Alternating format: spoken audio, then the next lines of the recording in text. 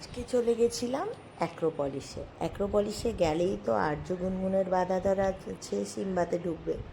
তো প্রথমে ট্রেনটায় চাপবো বলছিল, আমি বললাম যে কোনো একটা হবে। তো ওরা সবাই মিলে ঢুকে গেল, বললো ট্রেনে চাপবো না, চললো কোথায় না সিম্বা। ওরা সিম্বাতে ঢুকলো খেলার জন্য। এই দেখুন, ঢুকে গিয়ে আমি যতক্ষণ না পেমেন্ট করছি অতক্ষণ ওয়েটই করলো না, তার আগেই দুজনাতে ঢুকে গেল। আর কি করবে না করবে এই দেখুন, কত মজা। আমাদেরই দেখে ভালো লাগছে, ওরা তো ছোটোই, যতই বকি আর যাই করি। গুনগুনের কাছে আর্যকে রেখে আর ওদের ওখানে বলে দিয়ে গেলাম যে এদিকে দেখার জন্য। এবারে গুনগুনের পাপা আছে বারবিকিউতে, আমিও চললাম বারবিকিউতে। ওখানে একটু আমরা দুজনে বসে বসে খাওয়া দাওয়া করি, ততক্ষণ এরা খেলাধুলা করুক।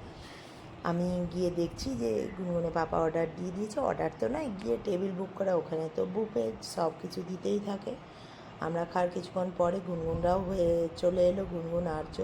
খাওয়া দাওয়া জম্পেশ চলছে, খেয়েই যাচ্ছি এটা ওটা সেটা। আর এখানে আবার গুনগুন ম্যাচিং করে আইসক্রিম নিয়ে এলো। ওর এই আইসক্রিম খেতেই ও আসে, অন্য কিচ্ছু খাবার সেরকমভাবে খায় না। আর আর্যও তো আইসক্রিমের পাগল, সেটা সবাই জানি আমরা। ও এটা ওটা আইসক্রিম খেলো, খাওয়া দাওয়া করলাম, এরপর বাড়ি চললাম। বা